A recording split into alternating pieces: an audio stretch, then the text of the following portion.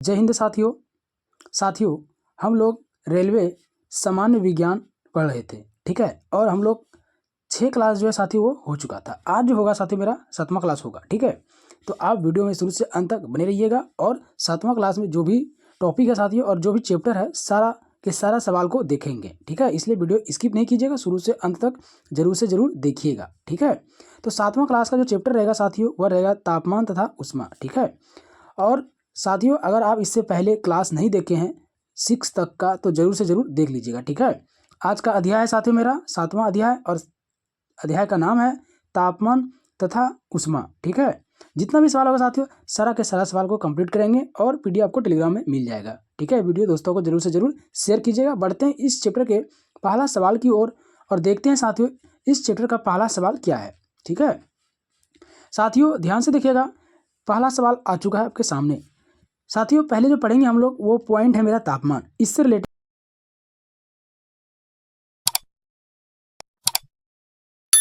सवाल को देखेंगे। तापमान मापक पैमाने क्या है? तापमान मापक पैमाने। पहला दिया है न्यूनतम जो तापमान होता है वो 0 डिग्री सेल्सियस होता है। न्यूनतम सबसे न्यूनतम जो तापमान होता है वो होता है 0 डिग्री सेल्सियस और सबसे अधिकतम जो होता है वो होता है 100 डिग्री सेल्सियस, ठीक है। आगे है न्यूनतम तापमान 273 केल्विन होता है। न्यूनतम जो होता है वो 273 केल्विन होता है। आगे अधिकतम जो तापमान होता है साथियों वो होता है 373 केल्विन। सबसे अधिकतम जो तापमान होता है वो कितना होता है? 373 केल्विन।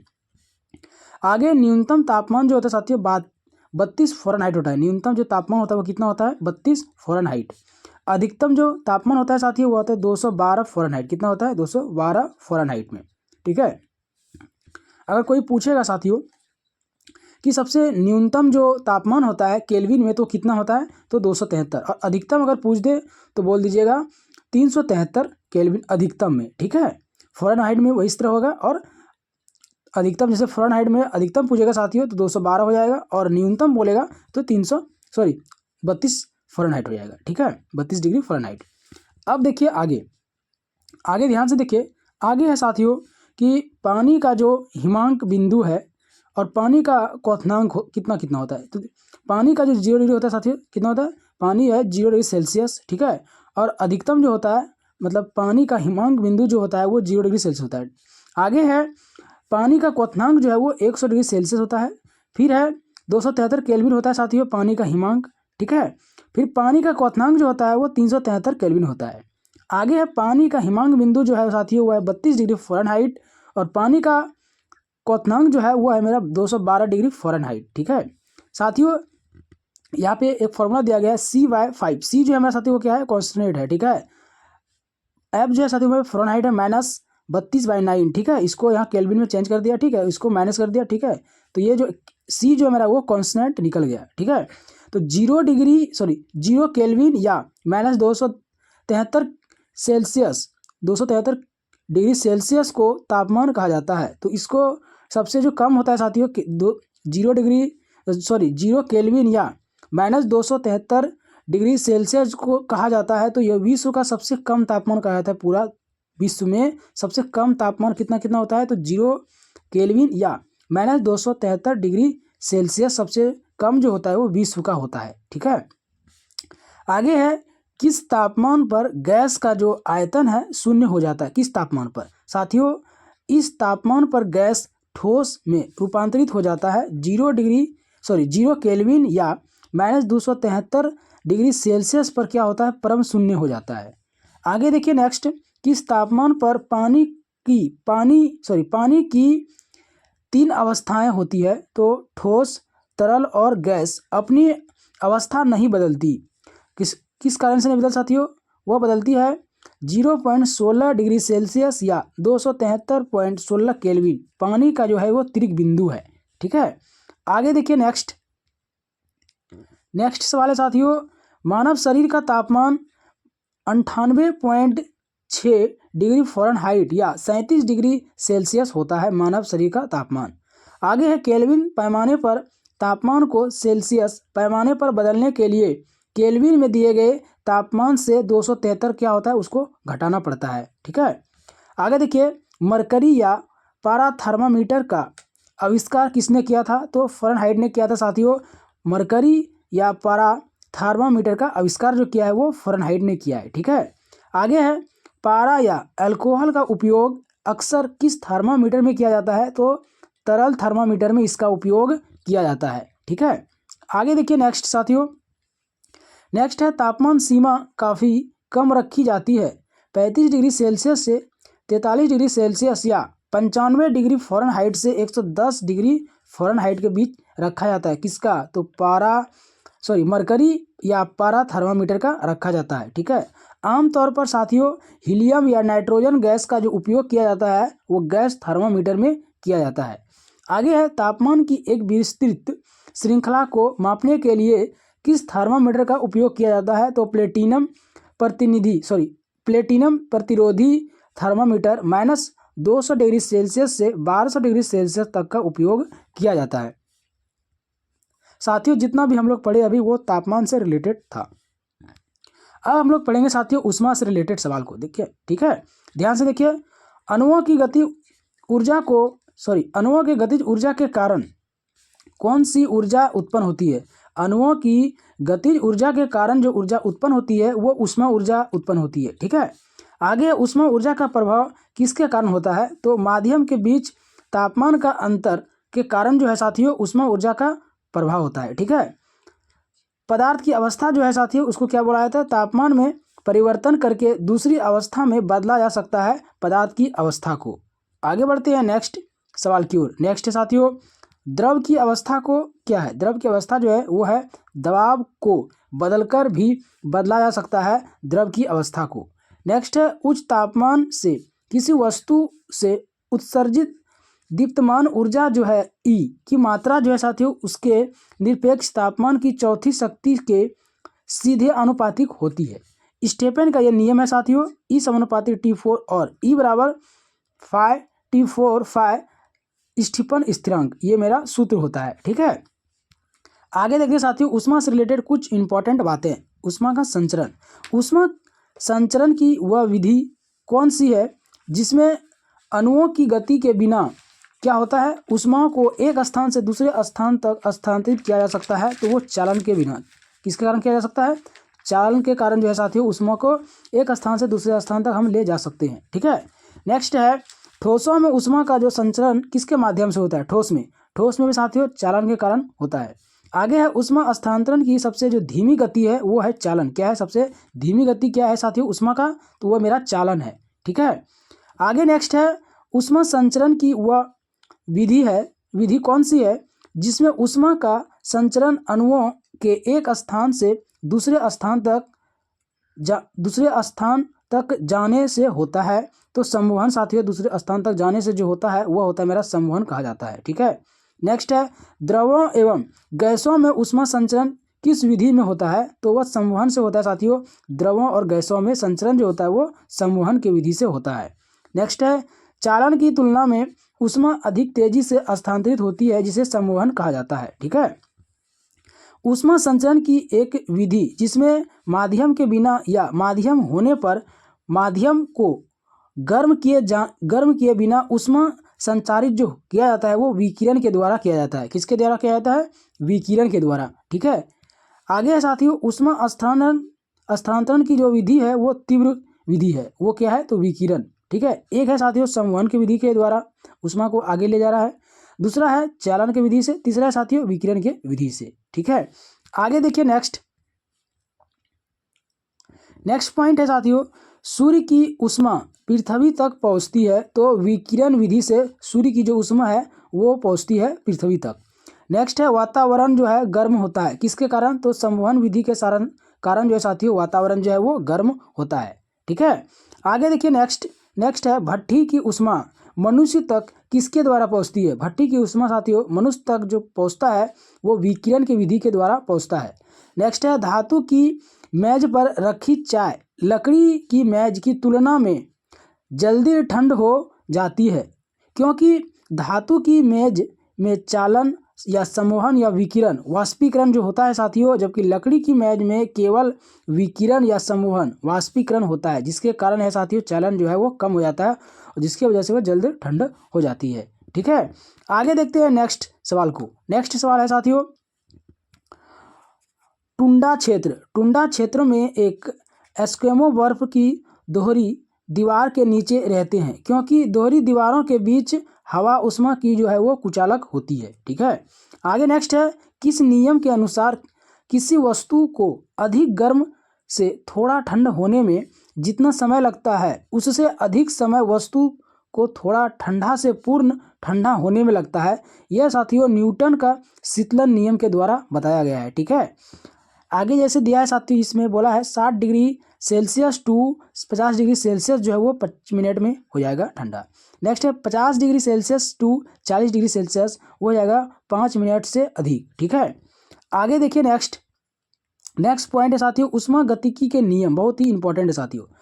किस नियम के अनुसार यदि ए का तापमान बी के तापमान के बराबर है और बी का तापमान सी के तापमान के बराबर है तो ए और सी का तापमान बराबर होगा। यह ऊष्मागतिकी का शून्य का नियम कहता है। क्या कहता है? किस नियम के अनुसार ए का तापमान बी के तापमान के बराबर है और बी का तापमान सी के तापमान के बराबर है तो ए और सी का तापमान क्या होगा साथियों? बराबर होगा। यह ऊष्मागतिकी का शून्य का नियम कहता है।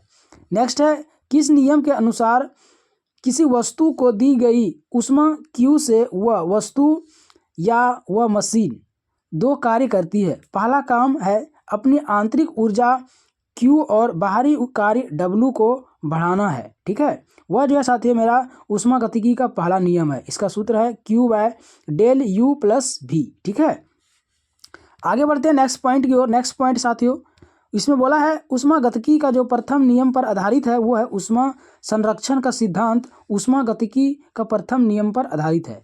नेक्स्ट है, ऊष्मा को निम्न से परिभाषित किया गया है। कैसे परिभाषित किया जा सकता है साथियों? तो ऊष्मागतिकी का प्रथम नियम के द्वारा ऊष्मा को परिभाषित किया जा सकता है। आगे देखिए नेक्स्ट पॉइंट। नेक्स्ट साथियों, किस नियम के अनुसार ऊष्मा निम्न तापमान से उच्च तापमान की ओर प्रवाहित नहीं होती है? यदि बाहरी बल अनुपस्थित है तो ऊष्मा हमेशा उच्च तापमान से निम्न तापमान की ओर प्रवाहित होती है। ऊष्मागतिकी का दूसरा नियम यह बात कहता है। ठीक है, आगे देखिए नेक्स्ट पॉइंट है साथियों, पृथ्वी का तापन। पृथ्वी का तापन क्या होता है? तो पृथ्वी का तापमान में अत्यधिक या क्रमिक वृद्धि को कहा जाता है ग्लोबल वार्मिंग। ठीक है, ग्लोबल वार्मिंग का मुख्य कारण है साथियों CO2 गैस। आगे है CO2 सूर्य द्वारा छोड़ी गई अवरक्त किरणों को पृथ्वी के अंदर तो आने देती है लेकिन बाहर नहीं जाने देती है, जिसके कारण पृथ्वी का तापमान दिन प्रतिदिन बढ़ते जा रहा है। ठीक है, आगे देखिए नेक्स्ट पॉइंट। नेक्स्ट है साथियों, सूर्य से दो प्रकार की किरणें निकलती है। कौन कौन? तो अवरक्त किरणें और दूसरा है परावैंगनी किरणें। ठीक है, परावैंगनी किरणें साथियों अवशोषित होती है तो वो ओजोन परत के द्वारा परावैंगनी किरणें जो है वो अवशोषित हो जाती है। नेक्स्ट है, वह पिंड जो लगभग समस्त ऊष्मा विकिरण को अवशोषित कर लेता है कहलाता है कृष्ण पिंड। क्या कहलाता है? कृष्ण पिंड कहलाता है। उदाहरण के लिए साथियों, काजल लगभग 95% ऊष्मा विकिरण को अवशोषित करता है। ठीक है, इसलिए काजल सर्वोत्तम काली काया है। इसलिए वो कितना है साथियों मेरा? वो उदाहरण के लिए कितना परसेंट है? 95%। ठीक है, आगे देखिए नेक्स्ट पॉइंट है, काला आदमी सारा ऊष्मा विकिरण को अवशोषित कर लेता है इसलिए उसे अधिक गर्मी लगती है। ठीक है, नेक्स्ट है, एक श्वेत व्यक्ति सारी ऊष्मा विकिरण को परावर्तित कर देता है इसलिए उसे कम गर्मी लगती है। नेक्स्ट है, गर्मी के दिनों में सफ़ेद कपड़ों का प्रयोग किया जाता है क्योंकि यह सारी ऊष्मा विकिरण को परिवर्तित कर देती है, जिसमें गर्मी का महसूस जो होता है वो कम हो जाता है। ठीक है, आगे देखिए नेक्स्ट साथियों। नेक्स्ट है, ग्रीष्मकालीन छाते ऊपर सफ़ेद और नीचे काले रंग के बनाए जाते हैं जिसमें गर्मी कम महसूस होती है। किसमें क्या होती है साथियों? जिसमें गर्मी जो है वो कम महसूस होती है। ठीक है, आगे देखिए नेक्स्ट पॉइंट। नेक्स्ट है, किस नियम के अनुसार जो वस्तु उतनी ही अच्छी ऊष्मा अवशोषक होती है वस्तु भी समान रूप से अच्छा उत्सर्जक होगी? ये किरचॉफ का नियम कहता है। कौन कहता है साथियों? यह कहता है किरचॉफ का नियम। आगे नेक्स्ट है, उसमें विस्तार मतलब साथियों रैखिक फैलाव गुणांक जो है वो मेरा अल्फा है। ठीक है, नेक्स्ट है, क्षेत्रीय प्रसार गुणांक बीटा है और आयतन प्रसार गुणांक मेरा गामा है, ठीक है। तो SI इकाई साथियों अल्फा बीटा गामा वो मेरा K1 है, ठीक है। और अल्फा बीटा गामा 1:2:3, ठीक है। ये मेरा हो जाएगा अल्फा बीटा गामा का मान। आगे देखिए नेक्स्ट पॉइंट की ओर देखते हैं। नेक्स्ट है साथियों, गर्मियों के दौरान ट्रक के विस्तार के कारण पटरियों के बीच जगह छोड़ दी जाती है, क्योंकि ग्रीष्म वस्तु में धातुओं का प्रसार होता है। यह रैखिक प्रसार गुणांक पर आधारित है। यह किस पर आधारित है? रैखिक प्रसार गुणांक पर आधारित है। आगे नेक्स्ट है साथियों, एक इंजन जो ऊष्मा को कार्य में परिवर्तित करता है कहा जाता है ऊष्मा इंजन। कौन सा कहा जाता है इसको? ऊष्मा इंजन कहा जाता है। कि एक इंजन जो ऊष्मा को कार्य में परिवर्तित करता है उसे कहा जाता है ऊष्मा इंजन। उदाहरण के साथियों डीजल इंजन, पेट्रोल इंजन, ठीक है। आगे देखते हैं नेक्स्ट पॉइंट, विशिष्ट ऊष्मा। विशिष्ट ऊष्मा जो है साथियों किसी इकाई तापमान की अवस्था अपरिवर्तित रहने पर उसका तापमान 1 डिग्री सेल्सियस बढ़ाने के लिए आवश्यक ऊष्मा की मात्रा कहलाती है विशिष्ट ऊष्मा क्षमता, ठीक है।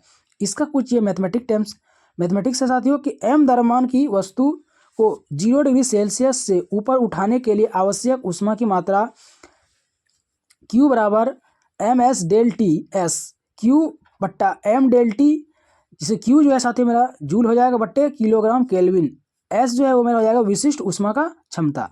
तो विशिष्ट ऊष्मा जो है साथियों SI इकाई जो है उसका जूल किलोग्राम केल्विन हो जाएगा, हाइड्रोजन गैस, ठीक है।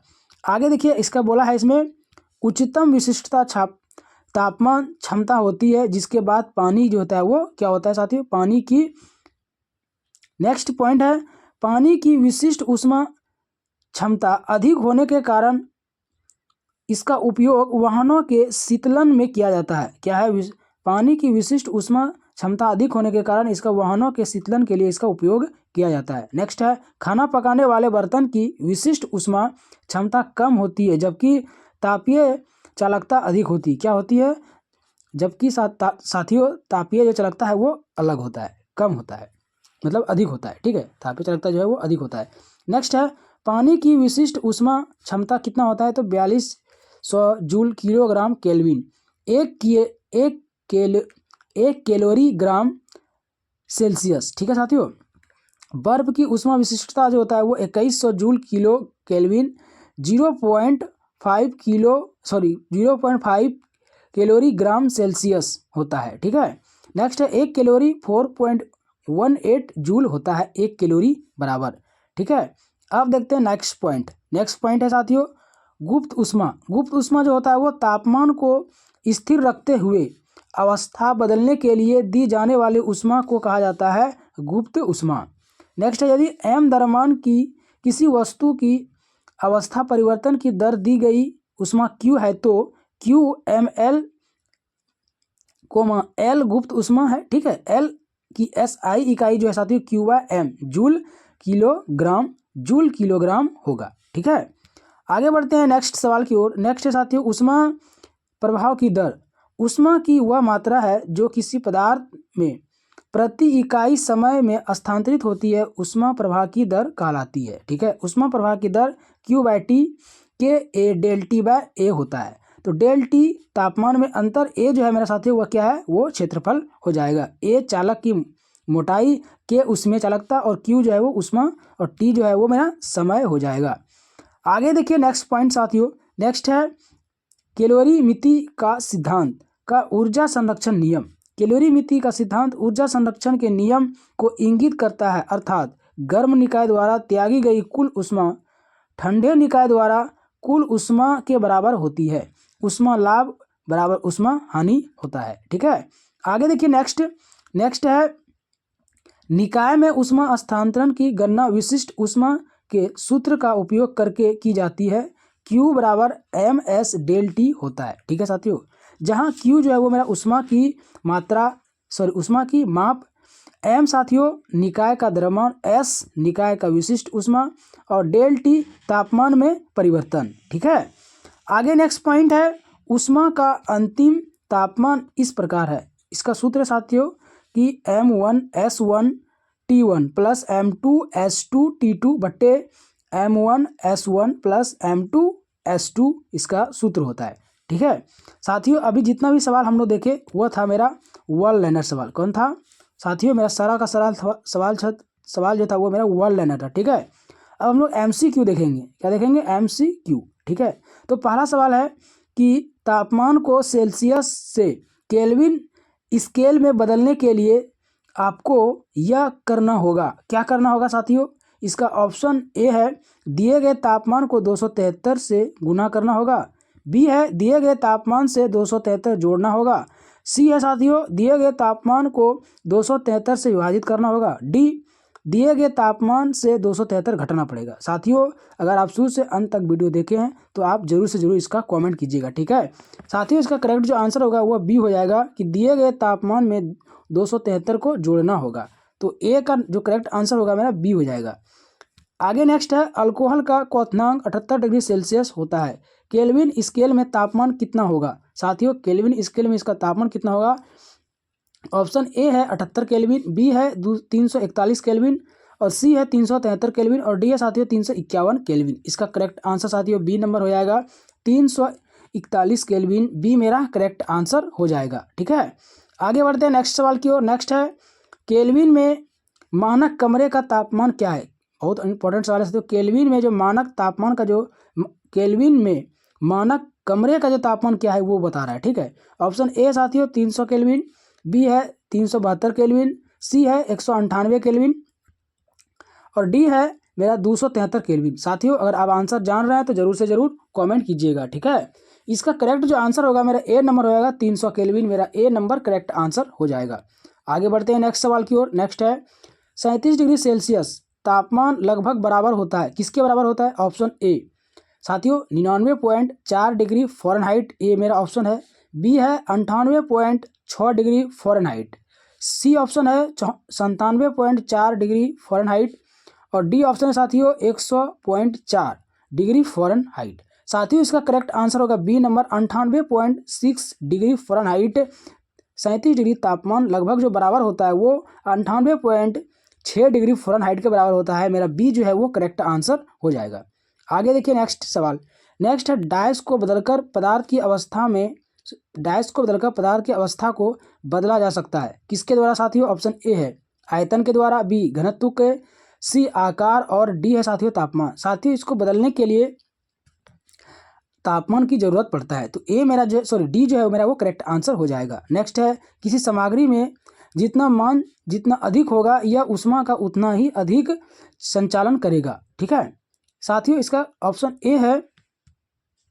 नेक्स्ट सवाल है साथियों किसी सामग्री में जिसका मान जितना अधिक होगा यह उसमें का उतना ही अधिक चालन करेगा। तो कौन करेगा साथियों? तो वह करेगा मेरा तापीय चालकता। डी जो है मेरे वो करेक्ट आंसर हो जाएगा। ठीक है, आगे बढ़ते हैं नेक्स्ट सवाल की ओर। नेक्स्ट है जूल में क्या मापा जाता है? साथियों जूल में जो मापा जाएगा वह मेरा मापा जाएगा ऊर्जा जूल के द्वारा। ठीक है, ए जो है वो करेक्ट आंसर हो जाएगा।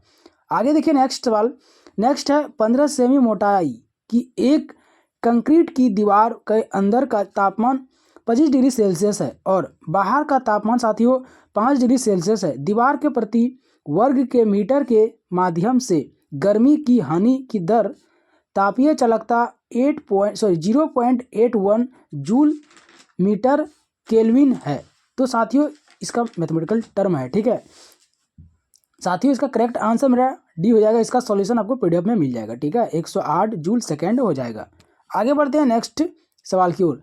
नेक्स्ट साथियों उच्च आयतन विस्तार गुणांक वाली सामग्री की पहचान करना है। ठीक है, सबसे उच्च जो है वह है मेरा कठोर रबर जो है वो सबसे उच्च होता है। ठीक है, बी मेरा करेक्ट आंसर हो जाएगा। आगे देखिए नेक्स्ट सवाल। नेक्स्ट सवाल है साथियों ऊष्मा मापने के लिए किस उपकरण का प्रयोग किया जाता है? ऊष्मा मापने के लिए साथियों उपकरण का जो प्रयोग करते हैं वो कैलोरीमीटर का प्रयोग किया जाता है। डी मेरा करेक्ट आंसर हो जाएगा। आगे बढ़ते हैं नेक्स्ट सवाल की ओर। नेक्स्ट साथियों उच्च तापीय चालकता वाली अधातु की पहचान करना है। उच्च तापीय चालकता वाली जो अधातु है क्या करना है? उसका पहचान करना है। तो मेरा वो हो जाएगा सी नंबर बर्फ। मेरा उच्च चालकता वाली क्या है? अधातु है। सी मेरा करेक्ट आंसर हो जाएगा। आगे नेक्स्ट है साथियों किसी पदार्थ को समान तापमान और समान दाब पर ठोस से तरल में बदलने के लिए प्रति इकाई प्रति इकाई द्रव्यमान किसकी आवश्यकता होती है? साथियों इसमें आवश्यकता होता है संलयन गुप्त ऊष्मा। मेरा बी जो है वो करेक्ट आंसर हो जाएगा। आगे देखिए नेक्स्ट सवाल। नेक्स्ट है ऊष्मा हस्तांतरण के चालन और संवहन मोड। अलग अलग पिंडों के बीच संचालन नहीं हो सकता है। साथियों वह संचालन नहीं हो सकता है, वह होगा मेरा निर्वात के कारण अलग अलग मोड पर संचालन क्या होगा, वो नहीं हो सकता है। सी जो है मेरा वो करेक्ट आंसर निर्वात हो जाएगा। ठीक है, आगे नेक्स्ट है फ़ारेनहाइट और सेल्सियस मापने पर अभिसरण जो होगा वह कितना होगा? साथियों अभिसरण होगा मेरा -40 डिग्री सेल्सियस। बी मेरा करेक्ट आंसर हो जाएगा। नेक्स्ट है फ़ारेनहाइट पैमाने पर पानी के क्वथनांक और हिमांक बिंदु बिल्कुल डिग्री अलग होते हैं, तो कितना कितना होता है साथियों? वह होता है 180 डिग्री सेल्सियस। ठीक है, अलग अलग।